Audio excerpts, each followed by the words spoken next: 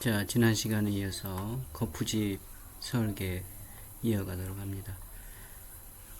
지난 시간에 이제 우리가 거푸집의 종류라든가 시스템 거푸집, 갱폼이라든가 유로폼 여러 가지를 살펴봤습니다. 그 거푸집이 이제 안전하게 지탱하기 위해서 거푸집 설계가 필요하게 되는데, 기본적인 것은 지난 시간에 얘기를 했습니다. 그래서 일단 교재를 통해서 좀 살펴보도록 하면, 작업 하중하고 이제 반복 하중에 대해서 소모되는 안전한 그런 그 경제적 단면, 여기서 말하는 것은 이제 거푸집의 단면이 되겠죠. 그런 그 단면을 결정할 필요가 있고, 또 그 층고가 높은 건물이라든가 장수팬의 건물, 또는 시공식 중량물을 받는 건물의 거푸집은 강도를 계산해야 된다. 스트레스를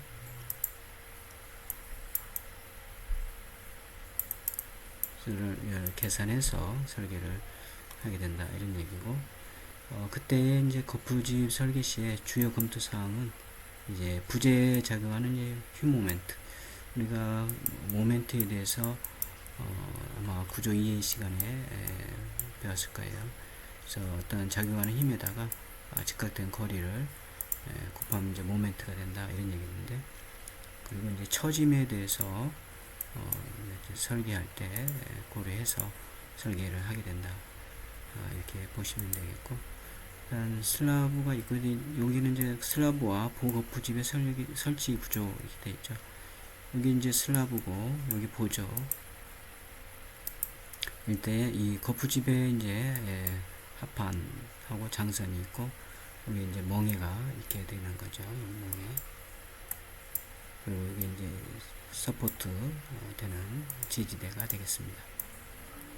그래서 거푸집의 고려 하중은 보바닥판 밑면인 경우 이제 생콘크리트 중량 작업하중 충격 하중이 되겠고, 그 다음에 기둥벽 보연면인 경우, 수직 부재인 경우 생콘크리트 중량하고 층압이 되겠습니다. 층압에 대해서도 지난 시간에 살펴봤을 겁니다.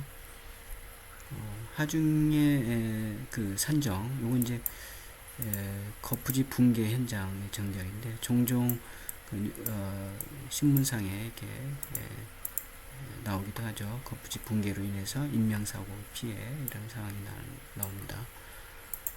그래서 여러분들 요번 주는 요 거푸집 붕괴 현장의 그 사례를, 거푸집 붕괴 현장 사례를 조사를 해서 PPT로 좀 제출을 해서 카페에다가 제출을 해놓기 바랍니다. 그래서 예를 들어서 이제 거푸집 붕괴 현장의 개요, 그 다음에 뭐 개요에는 언제 붕괴 현장이 일어났고, 그 다음에 건설 현장은 어디고, 어느 정도 규모의 건설 현장이고, 이런 것들을 좀 개요에 써주면 되겠죠. 그 다음에 인명피해, 뭐 사망이라든가 그 부상 등. 그리고 두 번째는 첫 번째 개요, 두 번째는 이제 그 원인, 붕괴 원인, 거푸집 붕괴 원인과 대책, 이걸 조금 스터디해서 적고, 세 번째는 그 대책을 했지만 나름대로 그 각자가 생각하는 거푸집 붕괴에 따른 그 피해 정도하고, 그 어떻게 하면 피해를 붕괴 사고가 일어나지 않고 피해를 저감할 수 있는 것이 있는지, 이런 좀 조사를 하고, 네 번째는 이제 그 참고문헌에서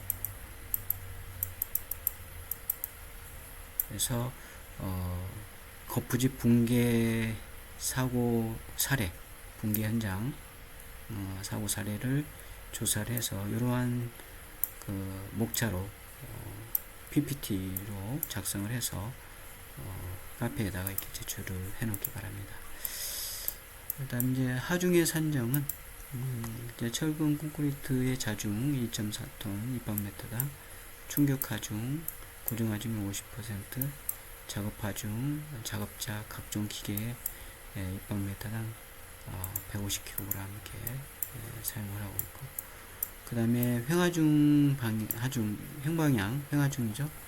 에 대해서는 주로 이제 지주 횡보강 설계 시 고려해야 할 수평 방향의 하중은 이제 풍압하고 이제 편심 하중 이런 것들 이제 되겠는데, 요갑을 이제 풍압 같은 경우도 굉장히 이제 그 바람의 크기라든가 이런 게 예측하기가 쉽지 않죠. 그래서 이제 편의상 고중하중의 2% 이상 또는 지주 상단 단위 길이당 150kg 이상 중에서 큰 값, 요 둘 중에 큰 값을 하중으로 이제 수평 하중으로 작용하는 것으로 가정을 해서 쓰고 있다. 일단 측압에 대해서는 지난 시간에 얘기를 했어요. 요 그래프도 지난 시간에 우리가 했었죠. 0.5, 그다음 기둥일 때는 이제 1이 빠져 있다 이런 얘기도 했고, 그래서 이거 참고를 하면 되겠고, 그다음에 콘크리트 헤드에 대해서도 지난 시간에 얘기를 했습니다. 다시 한번 여러분들 확인을 하시기 바라고, 그 다음에 측압과 시공 조건 상관관계 이 부분도 지난 시간에 측압이 이제 증가하는 부분에 대해서 이제 살펴봤습니다. 그래서 측압에 영향을 미치는 사항들에 대해서 확인하고 우리가 이제 시공할 때 고려해야 된다 이런 얘기가 되어 있고, 그 다음에 이제 거푸집하고 동바리의 존치 기간이 있습니다. 이것도 뭐 지난 시간에 얘기를 한 건데 다시 한번 확인을 하도록 하면, 우리가 이제 거푸집이 있고 그 다음에 이제 탓을 한 다음에 이제 경화가 일어난 다음에 이제 거푸집을 띄어내야 되는데, 이때 이제 우리가 필요한 강도, 충분한 강도가 발현이 될 때까지는 이제 거푸집을 띄어내면 안 되겠죠. 그래서 그 내용이 이제 아마 지난 시간에 거푸집 존치 기간 해가지고 부위별로 이렇게 나와 있습니다. 그래서 부위별로 이러한 부위일 때는 이러한 정도, 그 다음에 이러한 부위일 때는 이러한 1입니다. 1, 2일. 지난 시간에 살펴봤듯이. 그리고 이제 그 콘크리트 압축 강도가 어느 정도 이제 발현이 돼야 되는데, 요 콘크리트 압축 강도 발현이 요 부위일 때는 요 정도, 그 다음에 요 부위일 때는 요 정도가 이제 발현이 돼야 거푸집에 대해서 이제 우리가 그 띄어낼지 결정을 할 수가 있다 이런 얘기가 되겠습니다. 그 다음에 이제 존치 기간을 계산해 가지고 기온이 0도씨 이하일 때는 이제 존치 기간으로 이제 산입하지 않고 있고, 그 다음에 콘크리트 경화 중 최저 기온이 5도씨 이하일 때 1일에 0.5일로 이렇게 환산한다는 거, 그 다음에 거푸집 제거 후에 7일간은 이제 수분 양생을 한다는 거, 충분히 보양을 하고 수분 상태가 되도록 해야 되겠죠. 그 다음에 받침 기둥 바꿔 세우기, 이것도 이제 얘기를 했지만, 뭐 우리가 이제 필요에 따라서 그 서포트 지지대가 이제 불량하거나 그런 때는 이제 받침 기둥을 이제 바꿔 세워야 되겠죠. 그 다음에 콘크리트가 이제 경화에 일어나면서 어떤 그 현장의 변화에 따라서도 이제 받침 기둥을 이제 바꿔 세워야 되는데, 원칙적으로는 이제 하지 않는 게 좋겠죠, 그죠?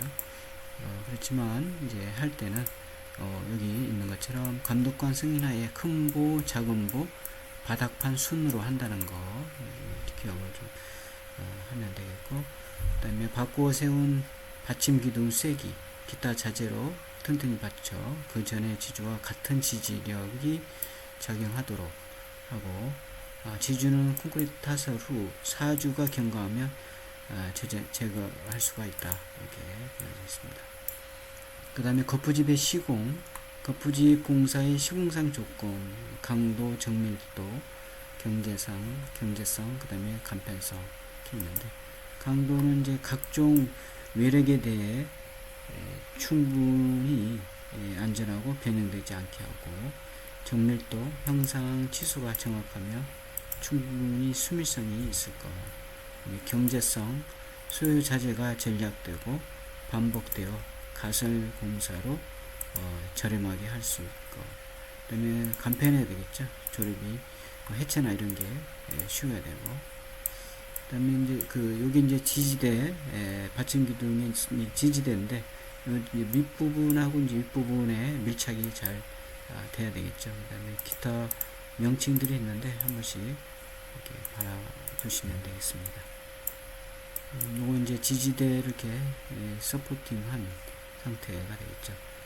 그래서 이 콘크리트, 이게 슬랍 콘크리트에 직접 지대하지 않고, 이게 받침대, 여기 상부한 받침대 위에 이렇게 그 합판이나 이런 걸 대고,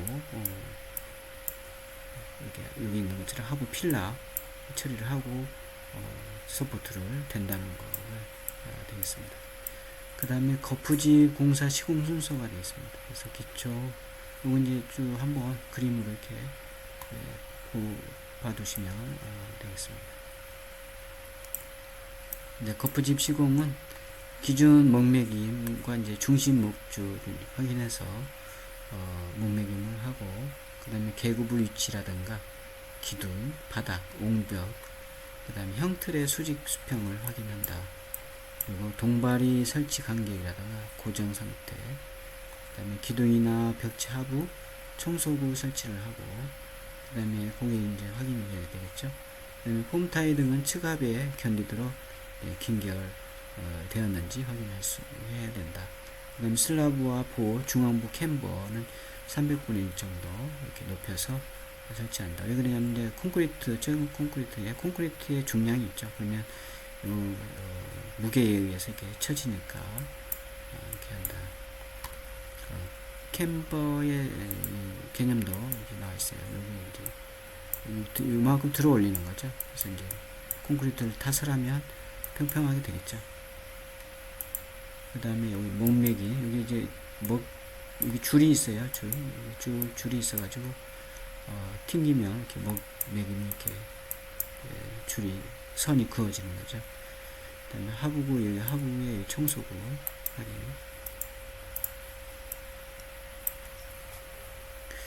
그 다음에 이제 이어서 철근 공사가 되겠습니다. 철근 공사는 이제 현장에서 하기도 하지만 가공을 해서 가져오기도 합니다. 철근은 이제 철근 콘크리트 공사에서 인장을 이제 담당하죠. 그 다음에 압축은 이제 콘크리트가 담당하는 거. 우리가 이제 철근 콘크리트의 구조적 특성을, 역학적 특성은 아마 이해를 하고 있을 거예요. 그걸 토대로 보면 되겠고, 일단은 여기 교재에 나와 있는 걸 좀 보면, 쟤는 단면이 그러니까 원형 철근하고 이형 철근이 있죠. 그래서 요게 지금 이게 원형 지금 이 철근의 종류가 사진이 여기 있네요. 그죠? 요게 지금 이형 철근이죠. 이렇게 요게 리브고 요게 마디가 되겠습니다. 이렇게 마디.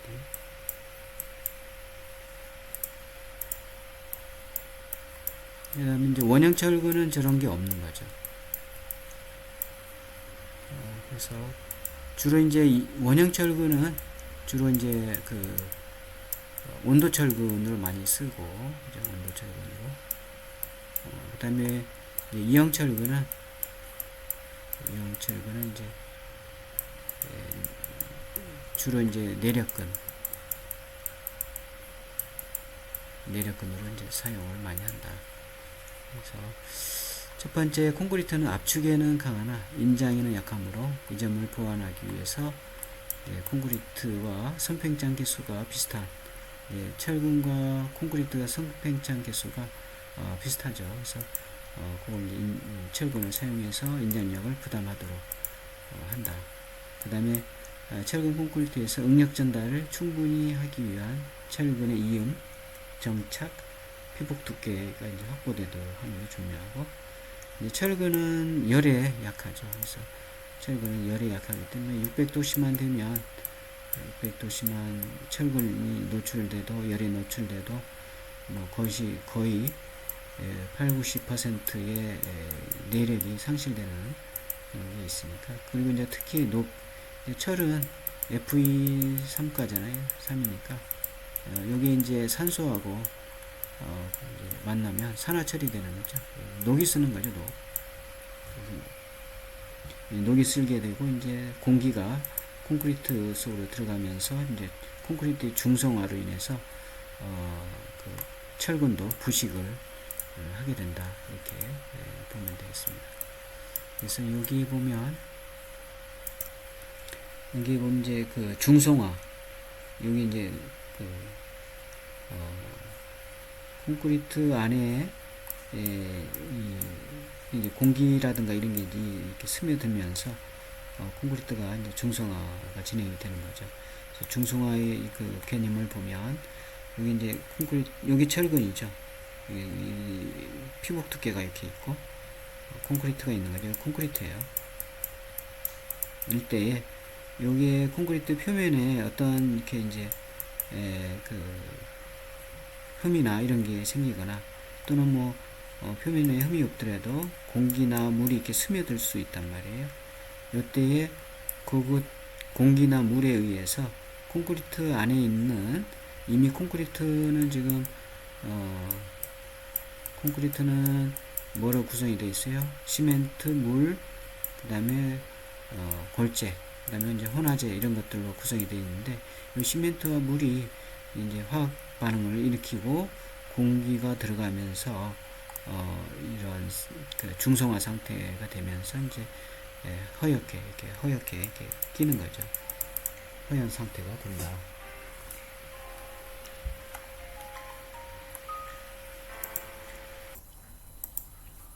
전화가 와서 좀 끊고 다시 편집을 이어갑니다.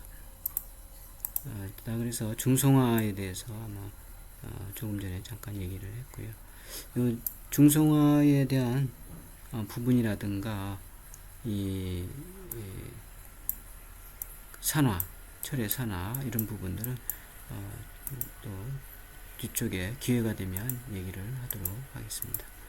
일단은 교재를 진도를 좀 나가면 이건 이제 슬라브 철근공사 전경인데, 여기 이제 거푸집 밑에 바닥이 이렇게 그 거푸집이 이렇게 합판이 이렇게 있는 걸 확인할 수가 있을 거고, 그 다음에 이제 슬라브에 이렇게 이제 철근이 이렇게 배근이 되는 거죠. 이 개구부가 있는 거죠. 그래서 철근을 배근하는 상태가 되겠습니다.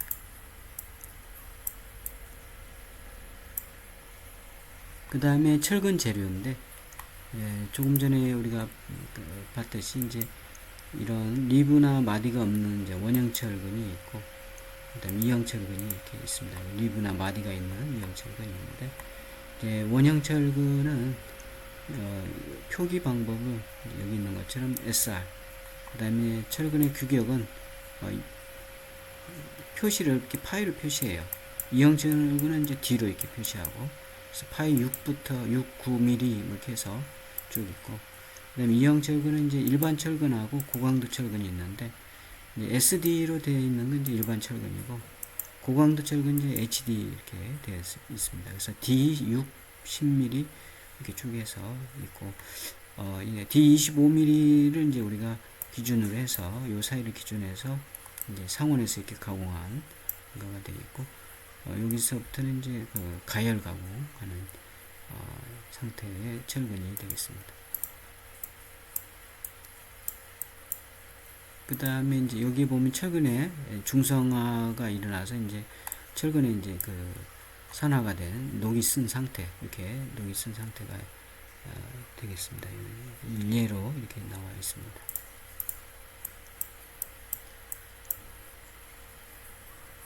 그 다음 이제 철근의 제조 과정인데, 이제 고철, 전기로 여러 가지 이런 그 이제 뭐 그 철강 회사에서 철근을 이제 재련을 하는 과정이 되겠습니다. 그래서 뭐 넘어가도록 하고요.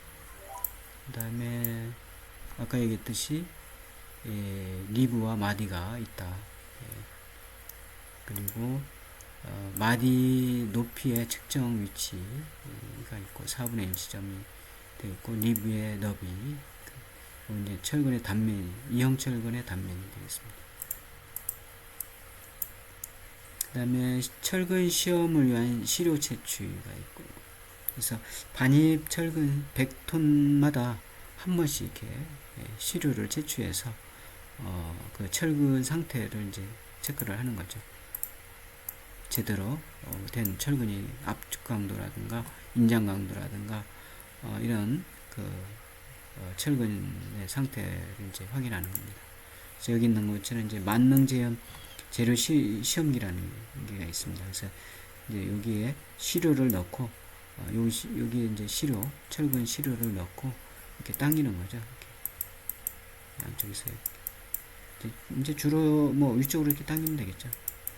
당기면 이 시료가 이제 여기 인장 시험 하는 거죠.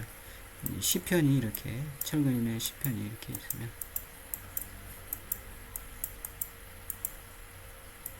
여기 당기면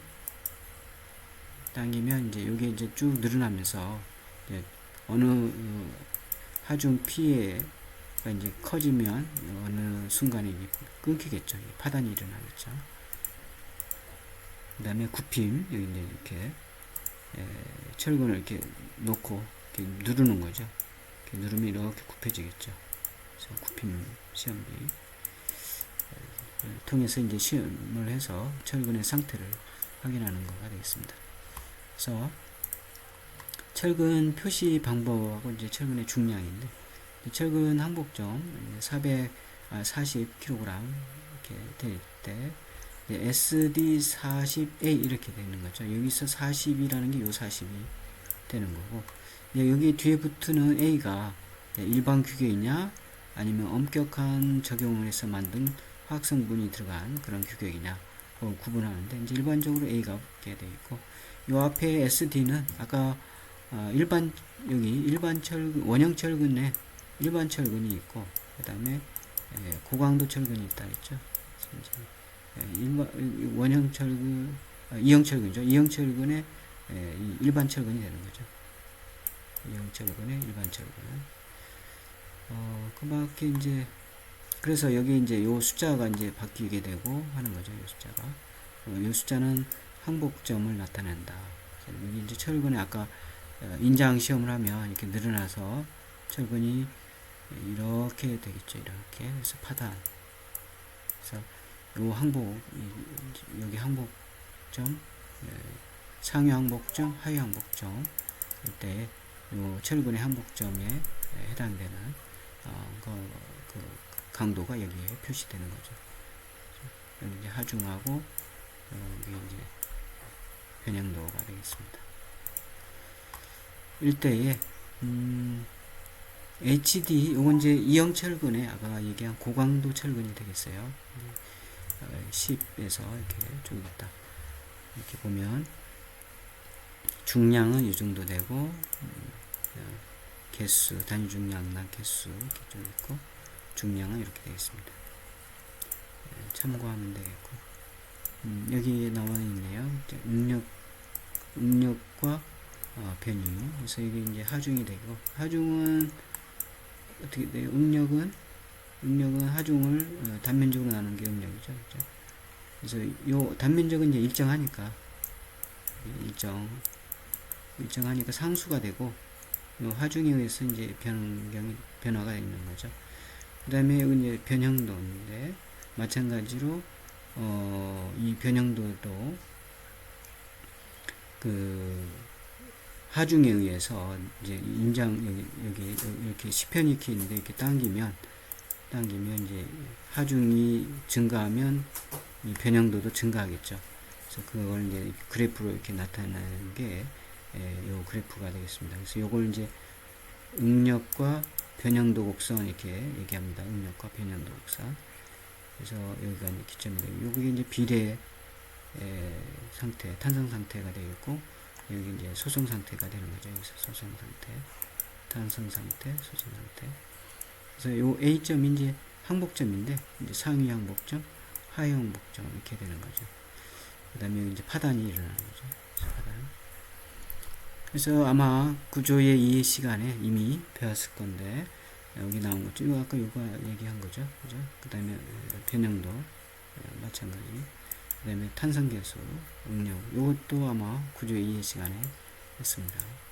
그래서 그걸 우리가 이 시공할 때에 철근을 이제 시험할 때 요걸 확인을 한다. 이렇게 보면 되겠습니다. 그 다음에 강제 종류. 아까 조금 전에 얘기한 원형 철근의 사용은 주로 이제 그 이형 철근 사용 전에 구정 철근을 사용했죠. 예전에. 지금은 이제 아까 얘기한 것처럼 이제 온도 철근을 많이 또 사용합니다. 그 다음에 갈고리, 앵커볼트, 턴버클, 타이로드 이런 데 이제 쓰기도 하고, 일반 철근의 사용은 구조물의 규격이 큰 구조물의 철근의 인장 강도의 역할보다 전단력이 비중이 클 때, 그 다음에 그 피복 두께 확보가 용이해서 소규모 구조물에 이제 사용을 한다. 이렇게 보면 되겠습니다. 그리고 이제 철근의 종류를 보면 이제 원형 철근은 이렇게 돼 있어요. 그냥 이렇게 밋밋하죠, 지금 색깔도 없고. 일반 철근은 이렇게 녹색으로 이렇게 단면에 이렇게 발라놨습니다. 그다음에 고강도 철근은 이렇게 노란색으로 이렇게 단면에 이렇게 발라놨고, 물론 이제 그 이형 철근인 경우는 이제 리브와 마디가 있는 거죠. 예. 그래서 고강도 철근의 사용은 작은 단면으로 고강도가 필요한 구조물, 철근이 너무 많아 굵은 골재 충전이 곤란한 경우. 이게 뭔 말이냐면 이 기둥이 이렇게 있으면 철근이 이렇게 배근이 돼 있으면 여기에 이제 그 콘크리트를 타설 하는데, 콘크리트가 아까 얘기했던 시멘트, 물, 골재 이렇게 돼 있는데, 이 골재가 예를 들면 골재 자갈이죠. 자갈이 뭐 25mm다. 직경이 25mm. 그러면 뭐 이게 안 들어간단 말이에요. 철근이 너무 많이 배근이 돼 있으면 골재들이 이게 안 들어가고 걸리겠죠. 철근 사이로. 그러면 여기가 이제 밑으로 밑에 그 콘크리트가 타설이 돼야 되는데 밑으로 이렇게 내려가지 않는 거죠. 그런 걸 방지하기 위해서 철근이 들어가는 이 개수를 줄이는 거죠. 고강도 철근을 써서. 그런 얘기입니다. 일단 뭐 여기까지 얘기를 하고, 그 다음에 구조물의 무게를 감소시킬 필요가 있을 때 일반 철근에 비해서 30% 철근은 중량이 좀 비중이 크잖아요. 7에서 8 뭐 이렇게 되니까 그래서 굉장히 무겁단 말이에요. 그래서 철근의 양을 줄이면 무게도 줄어들겠죠. 그래서 중량, 지금 고정하중이 줄어드는 거죠. 고정하중이 하중이 줄어들게 된다. 철근을 적게 쓰면. 그리고 이제 보통 건설 현장에서 그냥 가장 많이 쓰이고 있다. 이거. 그 다음에 이제 용접 철근이 있습니다. 용접 철근은 냉간 아변 또는 이제 고강도 철근을 사용해서 가로 세로 직각으로 배열된 그런 교차점에 이제 전기 저항 용접을 해서 적합한 이제 격자형 시트를 만드는 거예요. 여기 이제 용접 철망 이렇게 이제 가로 세로 이렇게 해서 접점에 이제 이렇게 용접을 할 수 있도록 하는 용접 철망이 되겠습니다. 철근의 가공인데 대부분 이제 현장에서도 가공을 하지만 이제 그 공장에서 가공을 해서 반입하기도 합니다. 그래서 이제 철근 이제 공작도를 샵 드로잉을 이제 만들고 그리는 거죠. 그 다음에 이제 그러니까 이제 샵 드로잉에서 철근에 그 어떻게 어디서 이제 끊을 건지 이런 것들을 이제 그림을 먼저 그리고 그 다음에 이제 가공을 한 다음에 이음하고 그다음에 정착, 조립, 그 다음에 피복 두께 이제 확인을 하는 거죠. 여기 이제 여러 가지 철근을 이제 절곡이 이제 굽히는 거죠. 이래서 이제 철근을 이렇게 있으면 이렇게 굽히는 거잖아요. 때 요게 이제 뭐 135도로 굽혀야 된다든가 뭐 이런 게 이제 그 기준이 나와 있단 말이에요. 그래서 이제 그런 걸 맞춰서 이제 굽히는 거죠. 여러 가지 형태 넣어가지고 이렇게 굽힌다든가 이런 식으로 그런 이제 그 절곡기 형태들이 이렇게 되어 있고, 그다음에 이제 철근 공작도 샵들어 있는데 철근 구조도에 의해서 시공 편의상 실제로 이제 가공, 절단, 구부리기 공작을 하기 위해 철근의 모양, 치수, 개수들을 표시한 상세 설계 도면을 이제 우리가 샵드로잉이다 이렇게 얘기를 하고, 상세도를 이제 보면 이제 기초, 기둥, 보호, 바닥, 기타, 이제 계단이라든가 캔틀레버 이렇게 있게 되겠고, 이게 이제 그 철근의 샵드로잉한 예가 되겠습니다. 요게 이제 도면이 되는 거죠. 철근 가공도에서 이 도면이 좀 흐릿한데, 이제 어떻게 가공하겠다 이렇게 이제 실제로 이제 이렇게 이렇게 가공한 밴드라든가 이렇게 여러 가지 밴드가 이렇게 나와 있죠. 요건 이제 철근 가공한 상태가 되겠고, 이제 백은 상태가 되겠습니다. 여기 보면 여기 이제 철근이 이렇게 굽혀져 있고 저쪽으로 이제 들어가고 또 이렇게 밴드 되고 이런 식으로 이제 돼 있는 거죠. 이렇게 여기도 마찬가지로 이렇게 밴드근이 이렇게 있는 거죠. 이렇게 끊겨서 이렇게 굽어져 있죠. 이렇게 자세히 보면 이런 것들은 이제 그 상세도에 의해서 샵드로잉에 의해서 이제 가공을 하는 거다 이렇게 보면 되겠습니다. 그 다음에 표시 기호가 있는데 철근 도면의 표시를 이렇게 한단 말이에요. 15, D22, 그 다음에 이제 이렇게 골뱅이 250이 할 때, 이 골뱅이 250은 반복된다는 거고, 간격을 말합니다. 간격, 250 간격으로 반복이 된다. 그리고 이 앞에 있는 15는 철근의 개수입니다. 어떤 철근 22mm 철근이, 여기 이제 D가 붙었으니까 2형 철근이 되는 거죠. 그래서 D 2형 철근 22mm 짜리 지름이 이제 이 철근의 이 직경이 22mm라는 거죠. 15개라는 얘기고, 그게 25 간격으로 있다. 그 다음에 이제 층수 및 부재 표시가 있는데, 이제 그 구조도면이나 이런 데 보면 특히 이제 구조도면에 이렇게 표시될 수가 있죠. 그런 경우, 여기 이제 C1 또는 샵드로잉에도 이렇게 표시되는 거죠. 여기서 이제 2는 층별 번호가 되겠고, C는 이제 구조 부위별 표시 기호가 되겠습니다. 그 다음에 이제 1은 일련 번호가 되겠습니다. 여기서 샵드로잉에 표시를 하여서 이제 알아볼 수 있게 한다. 그 다음에 가공이 있는데, 자, 오늘은 여기까지 하도록 하고, 다음 시간에 이어서